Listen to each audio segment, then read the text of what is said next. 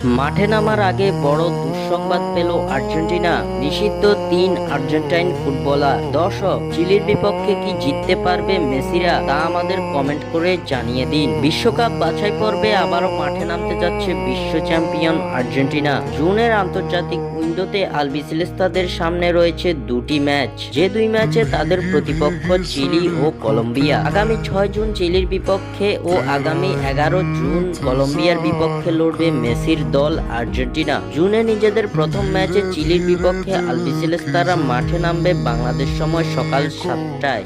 চলতি মাসের এই দুই ম্যাচের জন্য ইতিমধ্যে শক্তিশালী দল ঘোষণা করেছেন মাস্টারমাইন্ড কোচ লিওনেল স্কালোনি। তবে যেই দল ঘোষণা করেছেন স্কালোনি, সেই দলের সব সদস্যদের চিলির বিপক্ষের ম্যাচে পাচ্ছেন না তিনি। গুরুত্বপূর্ণ কিছু তারকাকে ছাড়াই চিলির ম্যাচের একাদশ সাজাতে হবে স্কালোনিকে। চিলির বিপক্ষে মাঠে নামার আগে আর্জেন্টাইন শিবিরে এলো বড় এক দুঃসংবাদ।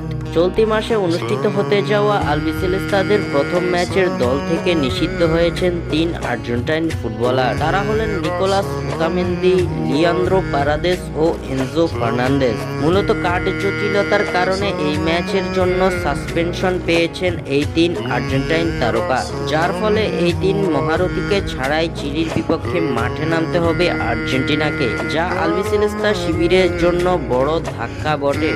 স্বাক্ষর থেকে সাদবিন ইসলাম।